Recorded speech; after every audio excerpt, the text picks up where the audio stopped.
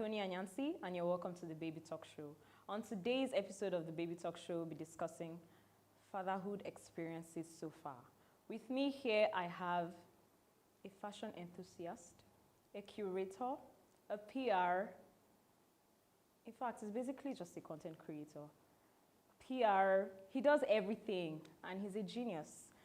And he's a G. With me here, I have Noble Igwe. Yeah, I always like to ask, let people know that I'm a Wefi Noble Igwe. I'm a titled man, so I'm a red cap chief in Igbo land. That should count for something. You should. Yes. Drum roll.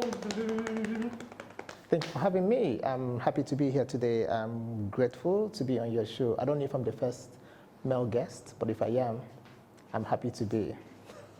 You actually are. You see? I'm happy. So how are you? Though. You look amazing, by the way. Thank you. You look good too. I try. Do you know I tried to pull off this? And it didn't work? Tricky, it didn't work. And it's like, what is this? It looks military, and I just flung it. So you give me a tip. Yes, I need to stay away from friends who wouldn't make you pull it off. So you basically say I should stay away from Chikiti? I didn't say that. I say friends that wouldn't help you pull it off. Okay. Okay. So now let's go to the business of the day. Okay. Before anything, I'd like us to gist about how fatherhood has been so far. So basically, you have 2 daughters. Yeah, I've got 2 kids. Yeah, I have 2 daughters. Yeah, I'm a girl dad. They are daddy's girl. Yeah. So you know how has fatherhood been? Fatherhood has been interesting, and so a lot of people say you don't plan fatherhood. Sometimes you plan fatherhood, but I want to think that my own fatherhood was planned. So we knew we wanted to have a child, and we planned towards having a child. And it's been amazing. I've got 2 girls, Jasmine, who's called Jax, and I've got Eliana, who's called Ellie. And Jax is going into 4, Ellie is 1 going on 2. So there's like 2 years between both girls. But it's been amazing, and I have been in their life from get-go till today. Did you plan the 2 years? Yes, we did. So after 2 years, you're expecting a 3rd one? It's Choma's call, to be honest. So as a man, you're more or less at the beginning a sperm donor, and you don't carry the pregnancy, you don't put on the weight, you don't go with the appetite. Like No, what I mean, like a sperm donor, meaning like sometimes in pregnancy, what you do is contribute, but you don't carry the stomach, you don't put on the weight, you don't do the appetite loss, and you don't do the train up. So the woman has to be ready for the other process, for that process to. So for you can't say I want to have a baby now if she's not ready. She has to be ready to say, has to start planning, because in her mind she's ready. Okay, let's compare both kids. Yes. In terms of pregnancy for her. Yes. How was it for you? Did she have morning sickness for the first, 2nd kid? No, I kind of think the first. Affect you? Yeah, I kind of think that the first kid was sort of like a smooth drive. It was her first time. We didn't have a lot of experience, but we had people who had experiences and who could put her through. She didn't have a lot of morning sickness. She didn't like throw up. But the 2nd kid was a bit funny, in the sense that the 2nd kid came at the time she was already working, so there was stress of work and also her being pregnancy, and at some point she had to go to the hospital for a rest for 2 weeks, just because the pressure was like a bit too much. But with the first child, she was off work at the early stage, and by the time she got into the whole pregnancy thing, it was also, and also I think her body was also ready, because her body was like the virgin to the whole idea, and it was her first child, so everything sort of feel like it was like a brand new car, expected like a brand new baby, and everything was like in that format. But she did have an experience. But as for morning sickness, she didn't have a lot of that with the first child. Were you always present in everything, going for antenatal appointments with her, delivery with her? Yeah, I was in both deliveries. I went for some of the antenatal classes. I was hands-on from the pregnancy. And Choma was a bit more. So when she was pregnant for Jasmine, she liked suya. Okay. And she liked suya. And when she was pregnant for Eliana, she liked suya and ice cream. And I think that was like some sort of odd combination. So that was some of the things that she was craving for. And in terms of being available, I knew everything. I knew the hospital appointments. I knew the doctors, even though I wasn't the one that was pregnant. But I followed her to the large extent to the things that she went for, the classics. I was also reading up as she was reading up. So I just wanted to know what she was going through, and I wanted to play a part in all the things that she was going through. So how was the delivery experience, you watching her give birth? So you know how when people give birth, there are two sides. So you either stay where the leg is, or you stay where the head is, or stay where the head was. For both? For both, yeah. Did you do a video? No. Did you want to do a video? No. I don't think I'm one of those people who have. No, I don't think I'm one of those people. I mean, she's my wife. I mean, I've seen her maybe at her best and her worst. I don't think I had the liver, or if I had the courage, or if I had what it took for me to be in that position. So I enjoyed being in the labor room. I played my part in being in the labor, like, you know, the holding of hands, repeating the instructions from the doctors, like when the doctors say, like, push or do any of those things, you know, that kind of thing. And for the two babies, we had a cesarean section. So, so the first child, she wanted to have a natural birth.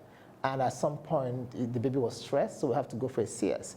But when she went for the CS, she was like, oh, if I had known it was going to be this easy, why did I want to push in the first place? So when we were pregnant for the second child, she already knew she was going to have a CS. She was like, you know, in 5 minutes I should be done, like with the opening, then the baby out, and I'm stitched up, and I can go and like have a rest. I said when we were done with having the baby. Yeah, because it's a we thing, yeah. Okay.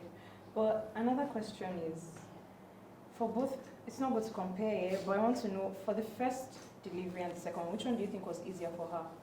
Second, because for the second one, she didn't have to try to give birth the natural way. She wasn't. And how was the recovery process with CS? I mean, from the first time, she was already, her boy's going to take, 2 weeks of you lying in bed, you don't have to do anything, and all the rest of them. She was already used to that. Like, you know, I mean, they're going to cut your belly open. That part has to heal. You have to go watch your, you know, infection, every single thing, have to be sure that it doesn't happen to you. So you have to go through that process before you now start doing, like, you know, hard activities. Yeah. Then there's one major thing I would like you to share. There's a way you have your way with them. Like I've checked your Instagram page again and again.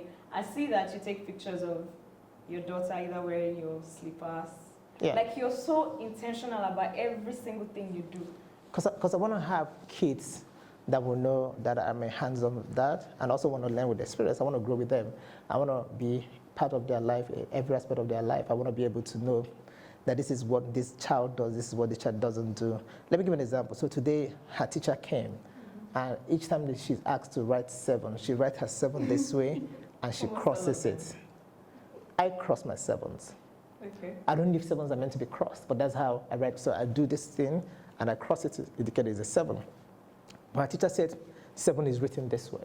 So, but she said, oh, this is how my daddy writes it. So wait, does she write it this way or this way? No, this is 7, right? For me, I do this, then I cross. So her teacher was telling her that, no, you just write it this way. But she was like, well, that's how my daddy writes. So she pays attention on how I write as well. So I try to be involved in their lives. So Jasmine loves her sister, Eliana. Eliana loves Jasmine. Jasmine is the one that talks the most. Eliana is just 1+, but she talks as well. So they have 2 different personalities, and I understand both of them. So Jasmine and I, as the first child, first daughter, we have a strong bond. Eliana had a stronger bond with Choma, but as time went on, I found out that Eliana sort of developed a friendship with me. So it was like, oh, I want to see daddy, I want to meet daddy, I want to stay with daddy. So right now, I have to manage both love and give them equal love. Sometimes Choma think I love Jasmine too much, but the truth is, like, I love both of them equally in 2 different ways. Do you have a daddy routine? In quotes. Every time it's a daddy routine. I mean, I call myself a house husband because my work sort of allows me flexibility. Okay. So I can work from home.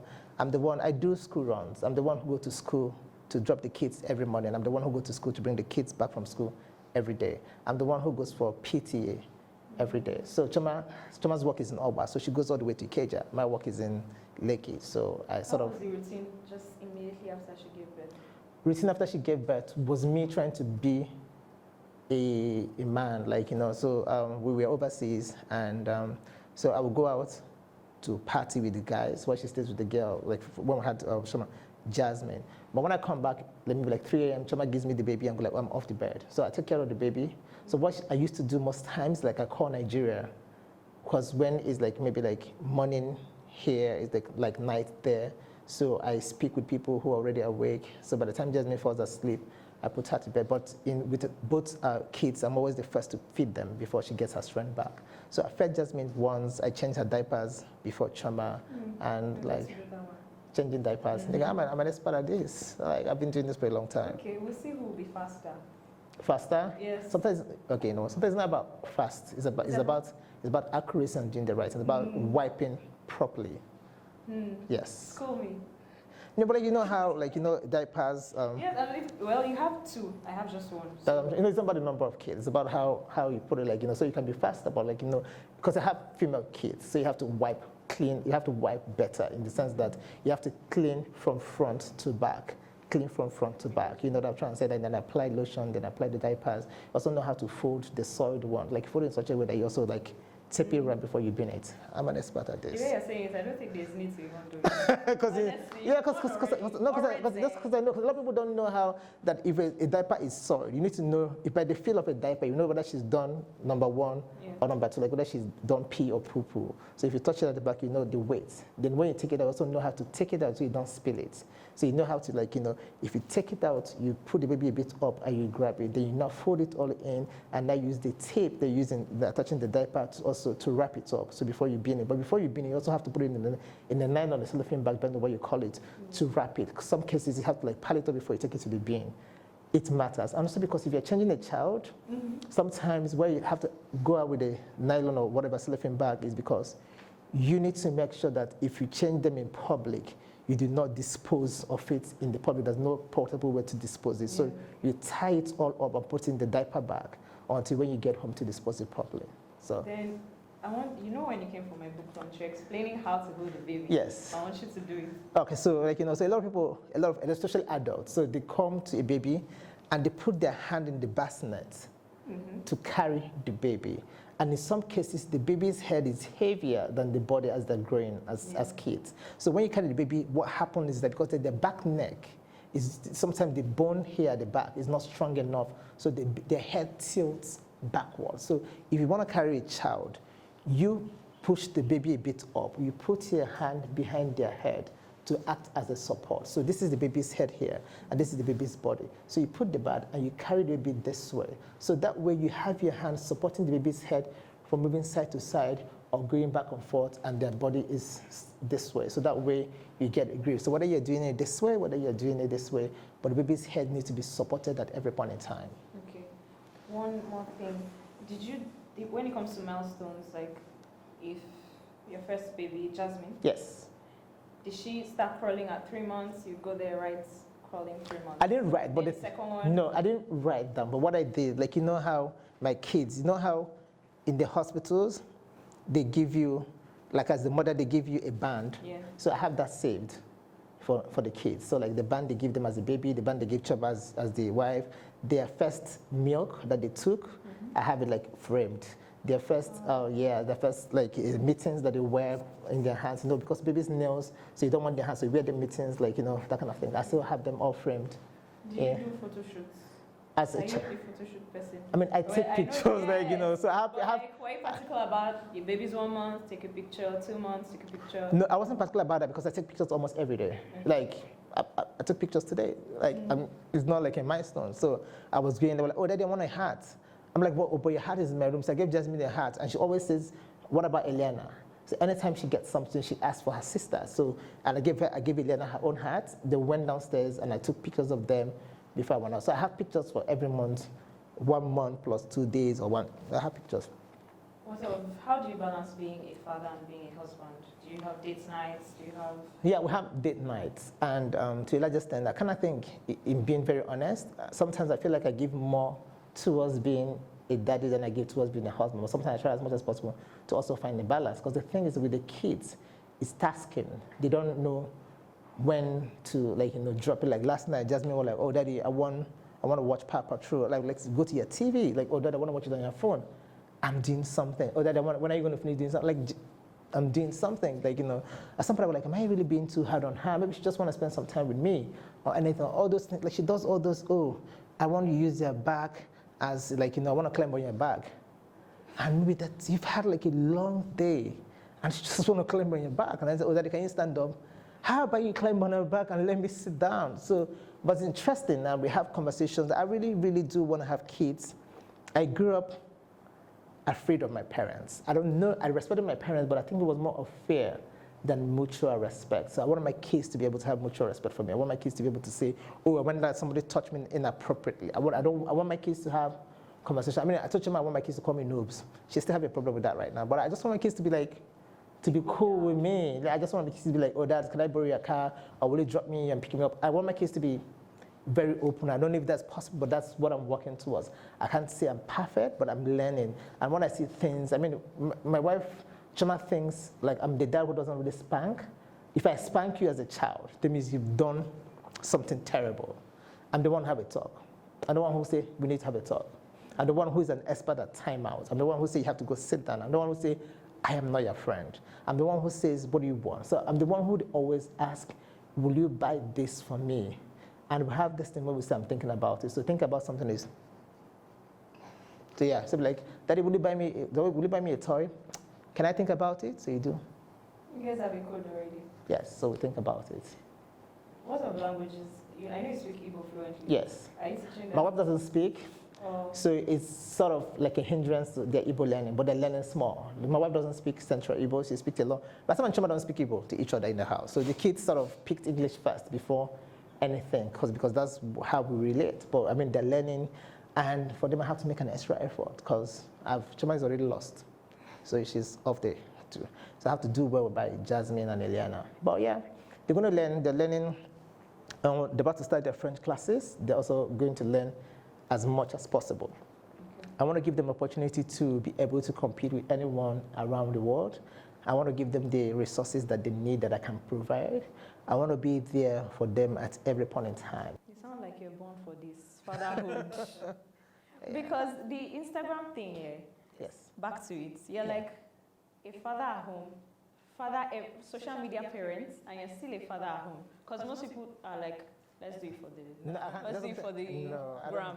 I don't but do like it for the you gram. just do it effortlessly. Whether you do it for if you're to post every single thing you do, people won't like me, because every single thing, every single day there's a story. Like every single day there's something. So I have things that I run away from. So to go to a car, I don't bring it out every day, because if I bring it out, we won't be able to go in. So the kids feel like going outside is like going overseas. So they always get, Daddy, can we cycle outside? And you just know that when you go outside to cycle with them, you're gonna be like, oh, don't speed. Oh, slow down. Watch out for your sister. Oh, use the brakes. Oh, something. So but the thing is like, I've got an amazing story with the kids. Like even when I was coming, I saw parrots that are being sold in traffic. So I think maybe I should get the girls a parrot. But like, oh, Chima is going to ask us to move out of the house, because she's going to be like, there's no bears in this house. So like, one day I was watching TV. So Jasmine comes down and says, oh, myself and Eliana, we want a fish. Oh, I want a fish. They say, good fish. Yes. So we have a good fish in the house, in a bowl, on the dining table. Just one. I'm sure you've named it. Yes. Or they've named it. They named it. What did they call it Becky. Becky. Yes. A girl or boy? Girl. It's a boy. Not Becky. It's some B something. But okay. Yeah. So nickname is Bex. Bex, yeah. I know it's Bex. I'm trying to find out what the original, yeah. Jasmine named it Bex. So they feed it every 2 days. And they talk to it too. I mean, they just like, oh, I can't see the fish. They're like, oh, yeah, but it's here, that kind of thing. But Eliana is more daring than Jasmine. Jasmine is on the quiet side. Eliana will put her hands in and pull out the fish. Jasmine wouldn't do that. But pulling out the fish? No, she wouldn't do it, but she would, like, if you don't stop her, she would do it. Jasmine would just look at the bowl and go like, oh my God, Daddy is going to bite me. Elena's going to ask if he's going to bite me. Elena's going to be like, I need to put this fish out. So I have 2 daughters who, like, Jasmine says sorry easily. Jasmine hurts you, anything. She's like, I'm sorry. Eliana, sometimes you have to practically beg her to say sorry. Do they have native names? Yes. So it's Jasmine, Onyekachi, Igwe. So Onyekachi is my mother-in-law's name, and it's Eliana Ozabaka Igwe. Ozabaka is my mom's name. So they all took their middle name from both of them. I asked you to know if you've forgotten or you know. So you won, huh? Me, I was listening. You know every single detail.